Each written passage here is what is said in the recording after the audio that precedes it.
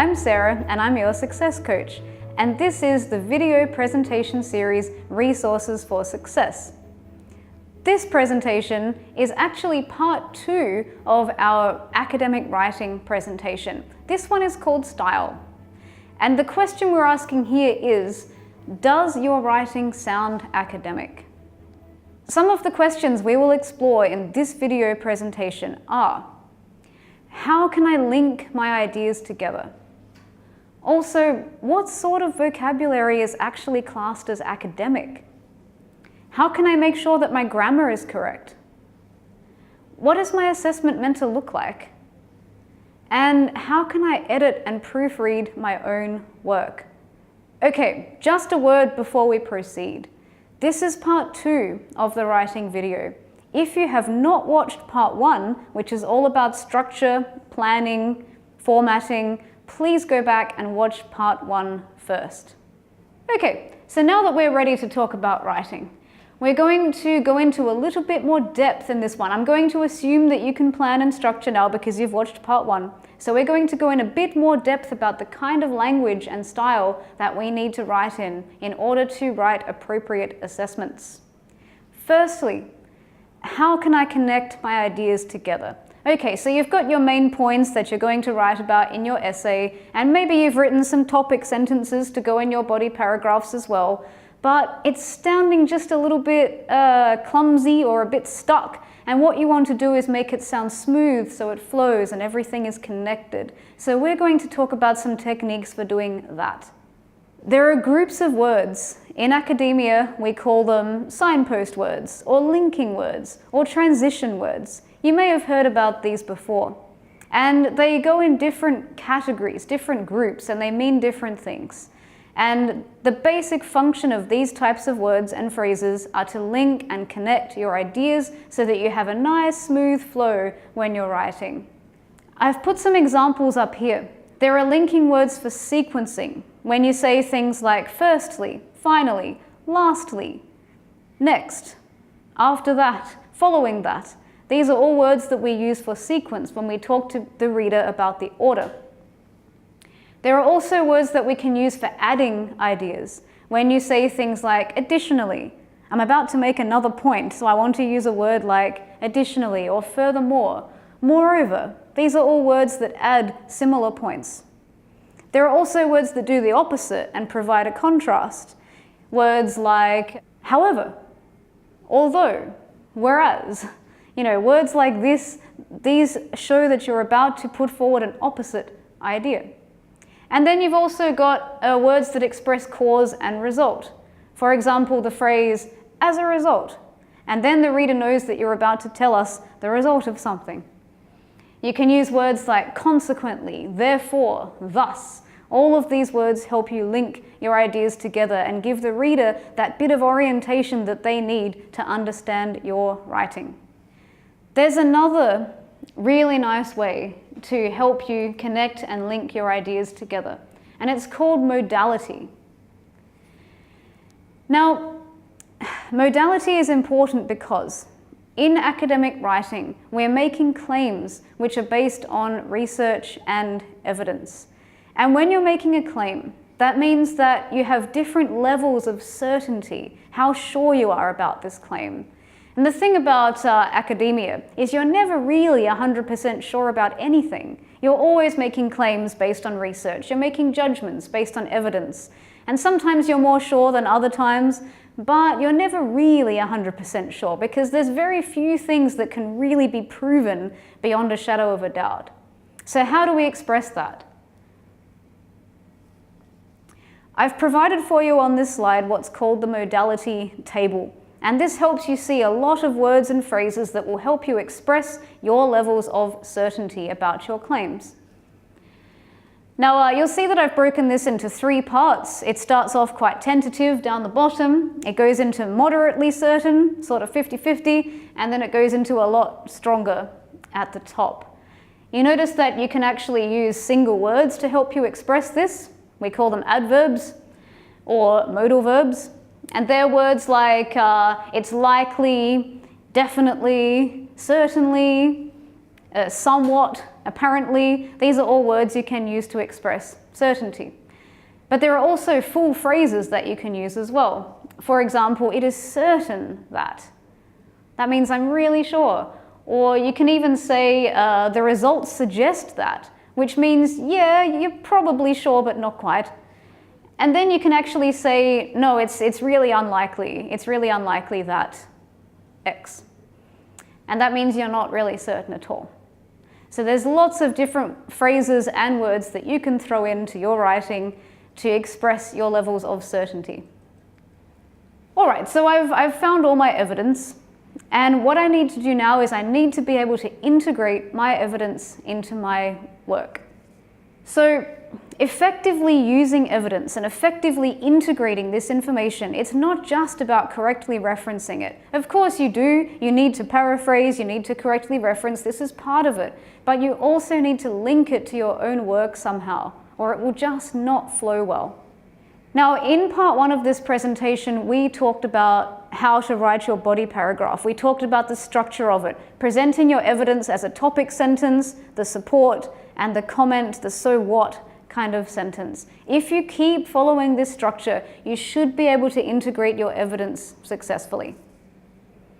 Because what you're doing in that topic sentence, you're stating your argument, you're defining important keywords. In your supporting sentences, you're providing this evidence that supports that argument.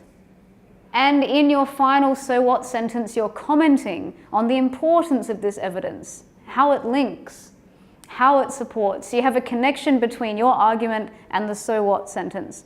And if you're always following that structure, you're going to integrate your evidence successfully. And don't forget to reference.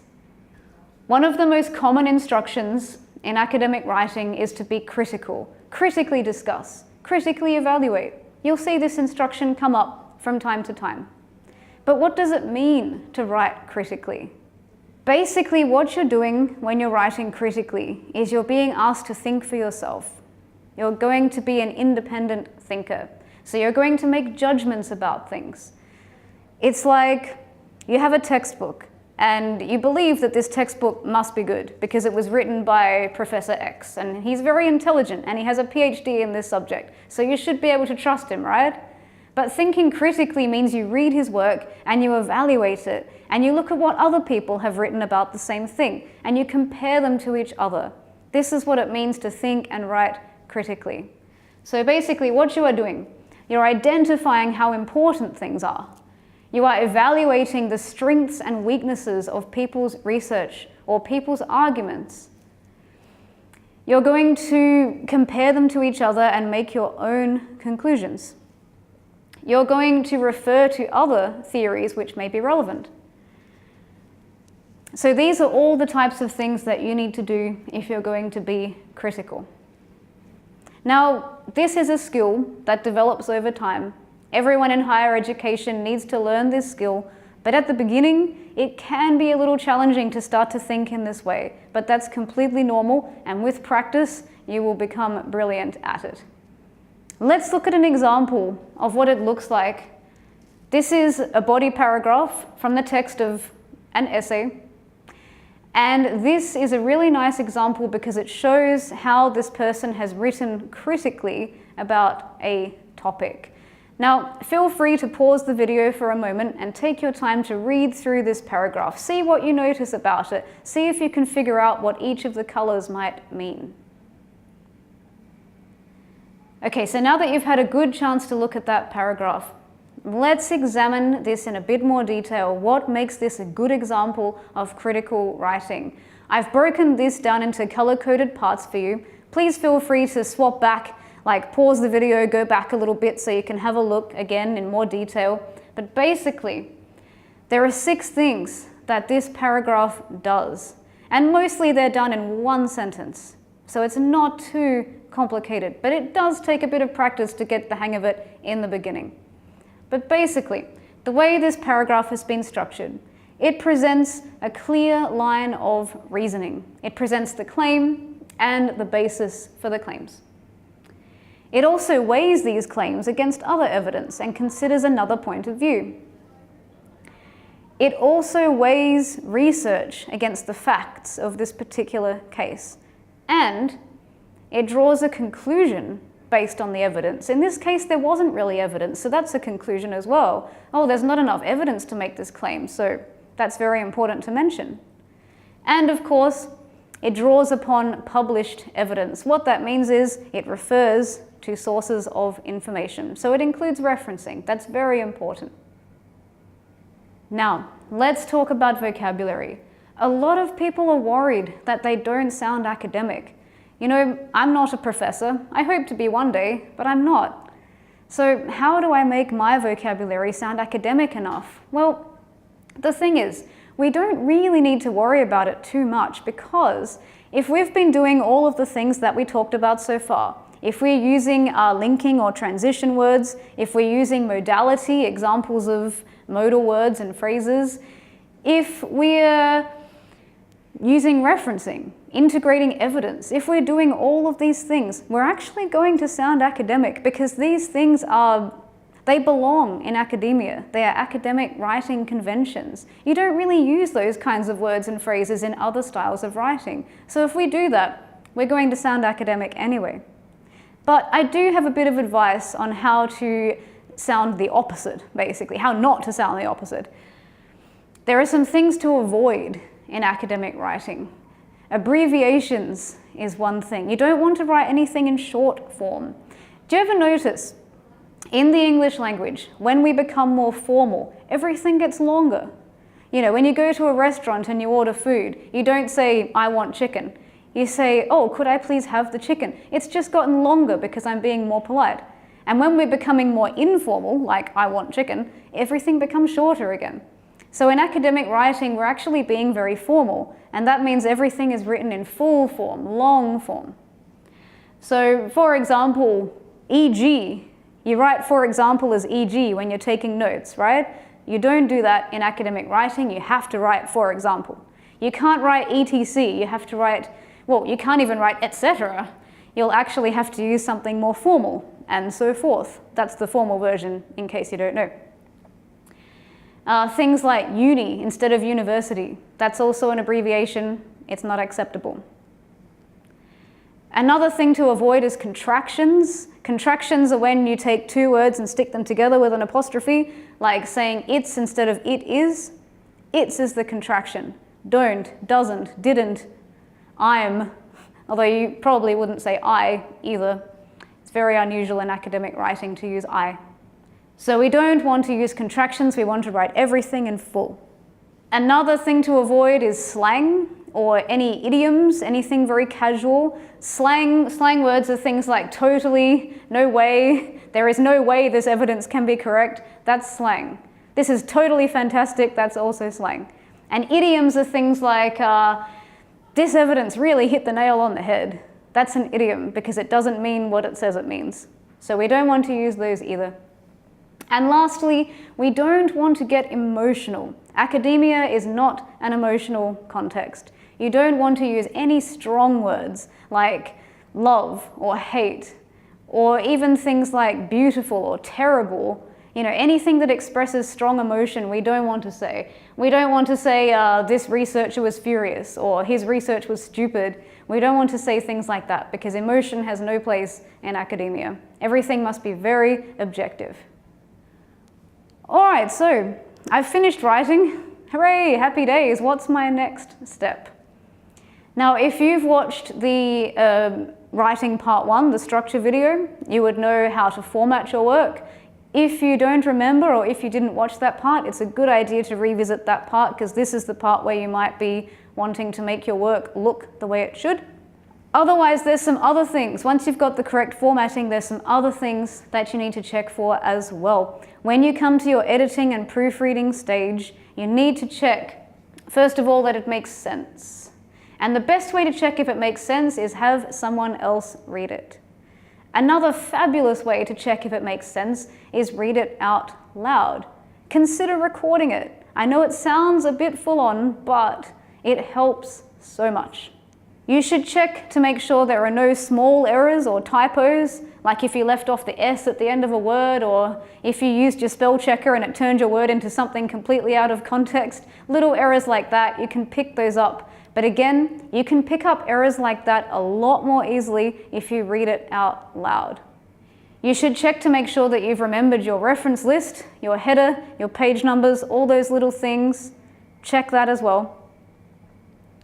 You should use spell check to check your language. Make sure it's set to Australian English because we're in Australia here. Grammarly, I'll talk to you about Grammarly in a moment. That's a program that checks your grammar. Also, just have a look at it visually. Just give it a run through and just make sure that your paragraphs are all roughly the same length. They should be around about the same length. If you've structured them correctly, that shouldn't be an issue. I said I was going to tell you about Grammarly. It's it can be free, you can also pay for it, but there is a version which is free. It is an online revision software program, basically. So what it does is you download the free version of Grammarly and you upload your text. You receive immediate feedback from Grammarly. So if you're a bit concerned about language issues, even if it's very small things, Grammarly is a really nice way just to tidy it up. Remember, it's a program, it's not a person, so therefore it is not perfect, but it can give you a really good idea of how your grammar's looking. All right, lastly, some top tips for part 2 of writing. Like I said, you want to check that your paragraphs are all approximately the same length. If you've structured them correctly, they should be around 4 to 6 sentences long. A note about sentence length. A sentence should not go over 3 lines. If it's going into 4 or 5 lines, it's getting a bit too long for someone to read it comfortably. And that also means that you're much more likely to have grammatical or punctuation errors. So, the best way to check your sentence length, just check it visually. If it's going over 3 lines, highlight that sentence and then read it out loud to yourself. And you should be able to hear a part where you can break it up. Okay, like I said, please make sure that your Grammarly, if you're using Grammarly, and your spell checker are set to Australian English. You don't want to have strange corrections, which you don't need. And finally, I cannot re-emphasize enough the importance of reading things out loud. It is so important, and if you want to record them, even better. Okay, that brings us to the end of writing part 2. I realize that writing at first can be quite challenging and quite complex. Please feel free to make an appointment with me, and we will talk about it in more detail. You can use this link to book an appointment with me, or I've got my email address and my phone number supplied here for you. So please give me a call or send me an email. I'd love to hear from you. See you in the next video.